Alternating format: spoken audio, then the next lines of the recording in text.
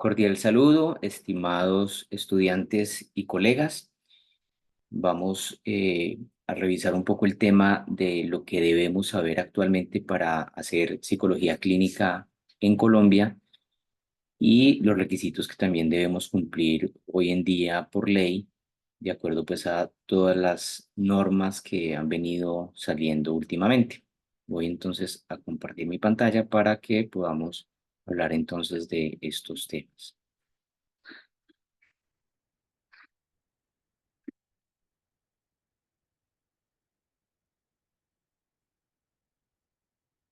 Bueno, para los que no me conocen, mucho gusto. Mi nombre es Juan Carlos Restrepo Botero. Soy psicólogo, neuropsicólogo y docente universitario. Bueno, ¿qué debemos saber y qué requisitos existen para hacer psicología clínica en Colombia actualmente? Lo primero que tenemos que mencionar es que la psicología, si bien en su definición pues hace parte de una disciplina de la salud, el Colegio Colombiano de Psicólogos nos hace una distinción de el rol que estemos desempeñando, que es el que va a determinar si estamos más regulados por el área de la salud, en este caso Ministerio de Salud, Secretaría de Salud, o si estamos más en el campo de las ciencias sociales y humanas. Por ejemplo, si yo estoy atendiendo psicología clínica, pues voy a estar más relacionado en las disciplinas de la salud, mientras que si trabajo en psicología organizacional, jurídica, educativa incluso, pues estoy más por el lado de las ciencias sociales y humanas. Bueno, ante eso pues les recomiendo que revisen las preguntas frecuentes que tiene el COLSIP. Allí, por ejemplo, vamos a encontrar una donde justamente se aborda este tema de si es de la salud o de las ciencias sociales y humanas. Pero hablando específicamente de cómo la psicología, y en este caso la clínica, llegó a ser una disciplina de la salud, es importante tener en cuenta alguna normativa que ha venido pues apareciendo en los últimos años. Tenemos pues la Ley 1090 de 2006, que es la que por supuesto regula el ejercicio profesional de la psicología, donde está el código deontológico y bioético, ¿cierto? Y que digamos que es el marco inicial en el que la psicología pues logró tener un reconocimiento legal, de regulación y demás.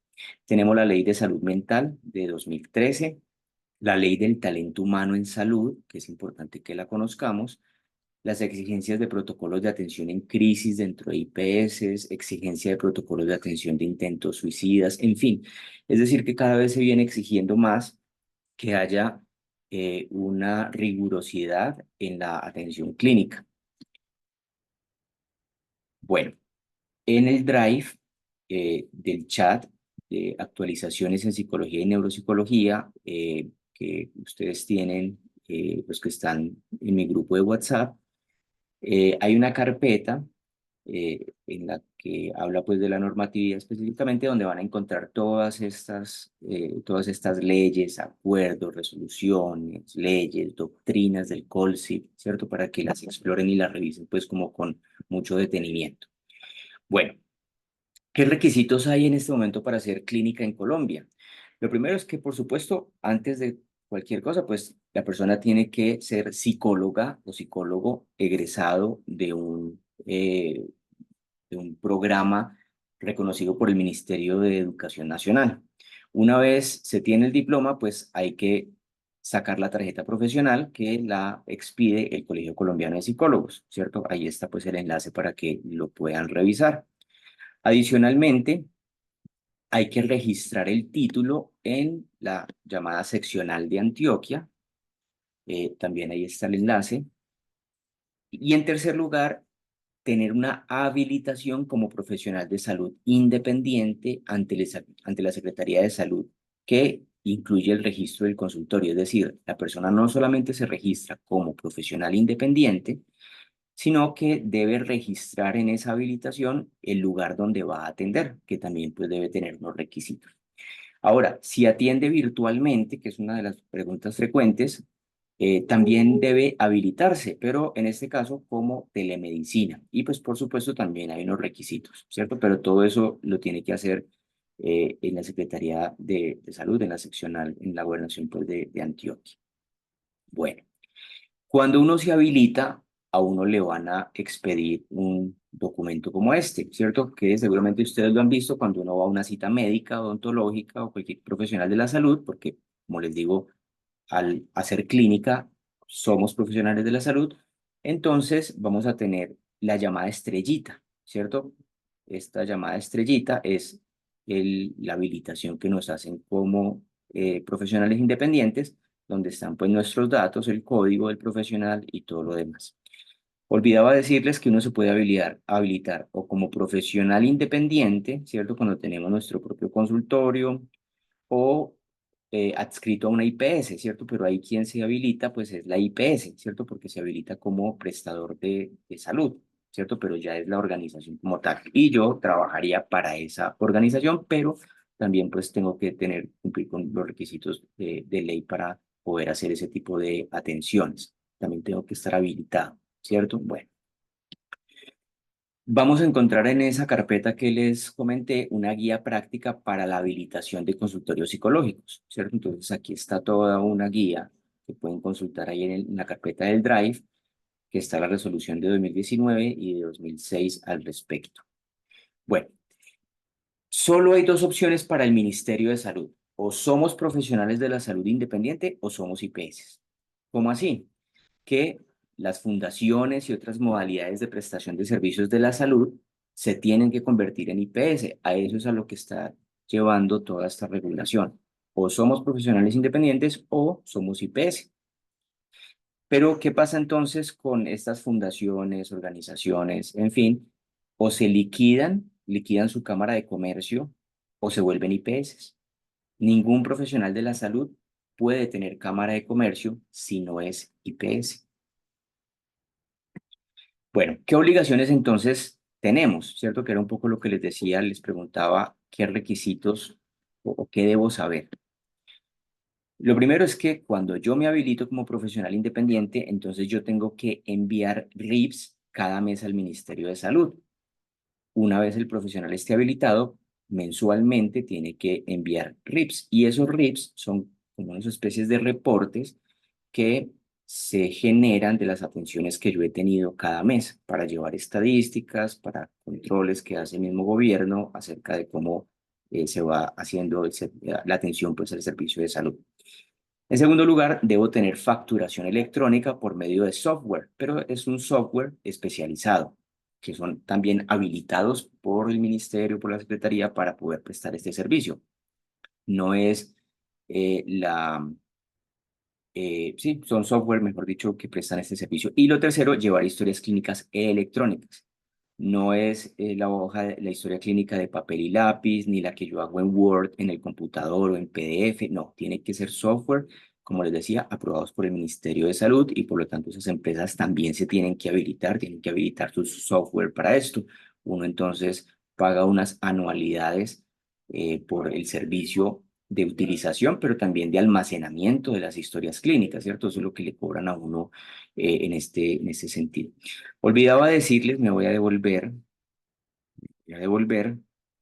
acá en los requisitos, cuando uno saca la tarjeta profesional, cuando uno registra el título, eh, independientemente de si yo voy a hacer clínica o no, ¿cierto? Psicología clínica o no, se genera lo que se conoce como el RETUS. El RETUS es un certificado de que somos profesionales de la salud, ¿cierto? Así no hagamos clínica, así yo sea psicólogo educativo, así yo sea psicólogo organizacional, somos del área de la salud, ¿cierto? Como les decía, en Colombia la psicología se reconoce como un área de la salud, entonces así no hagamos clínica, somos de la salud, ¿cierto? Y nos reconocen como tal.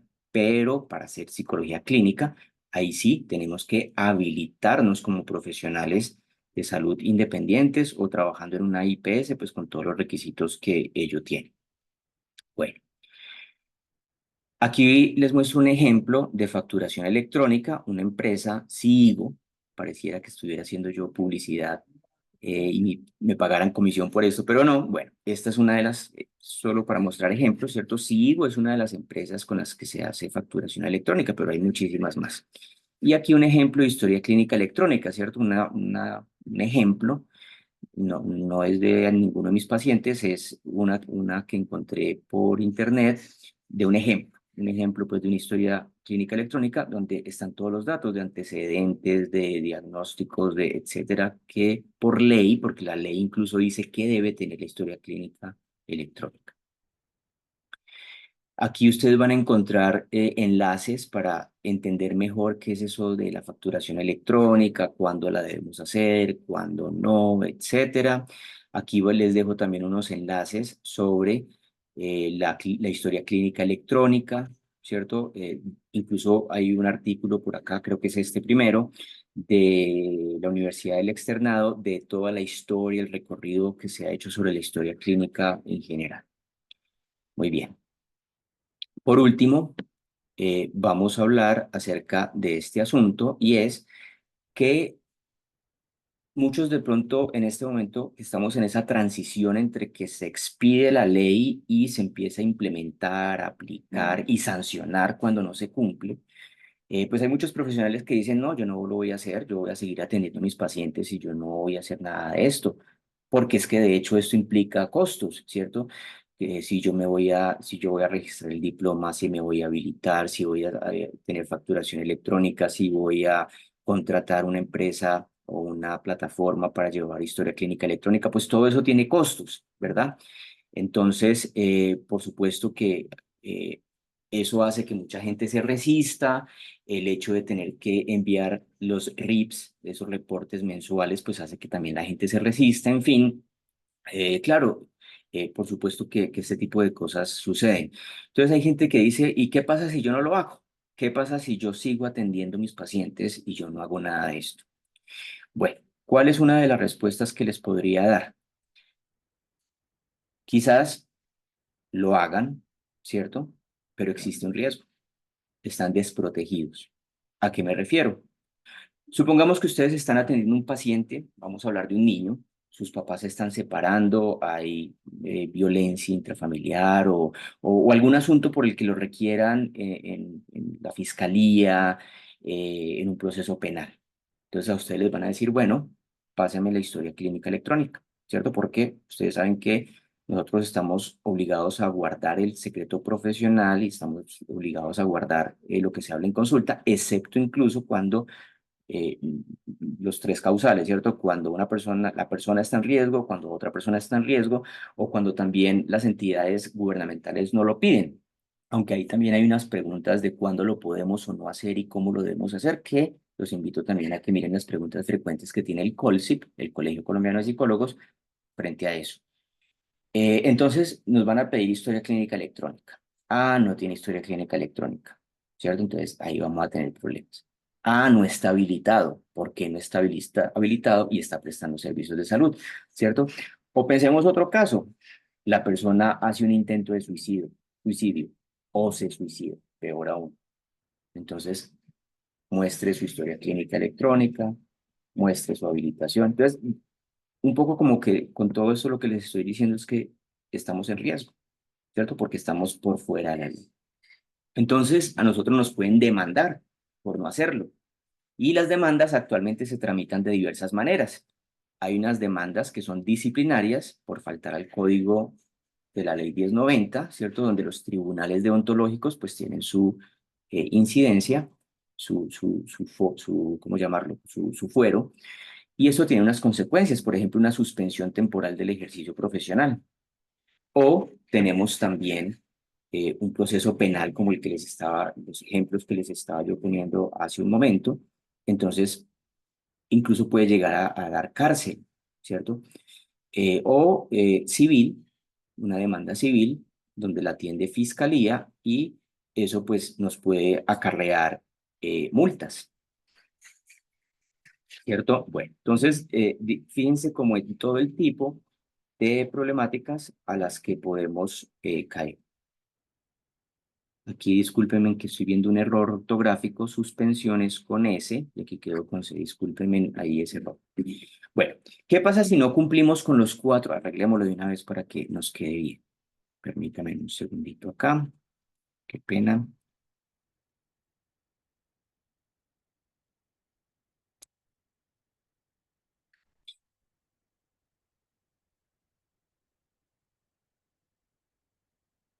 Analicémoslo de una vez.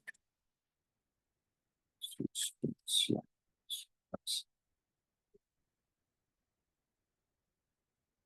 Bueno, ¿qué pasa si no cumplimos con los 4 requisitos para ejercer la clínica? ¿Cuáles son los 4 requisitos? Es decir, estos de acá, tener tarjeta profesional, pues el título, tener registro de título, habilitación y demás. ¿Qué pasa entonces si yo no cumplo con ellos? Ah, bueno, aquí los tenía anotados, qué pena. Diploma, tarjeta profesional, registro ante seccional de Antioquia, habilitación ante secretaría.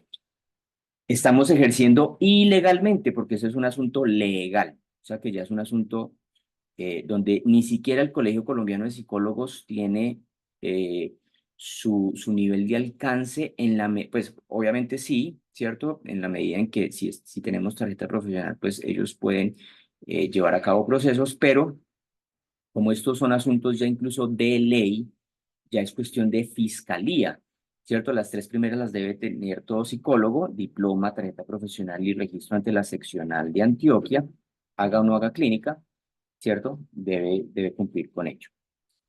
Bueno, entonces, un poco la reflexión que hago con todo este tipo de cosas es que, pues es mejor estar en la legalidad.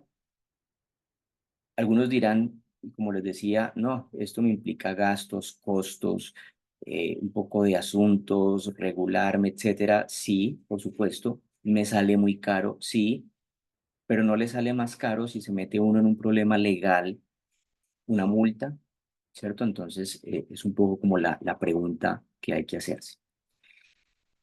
Bueno, entonces acá les dejo nuevamente esos requisitos en pantalla y por lo demás, muchas gracias por su atención.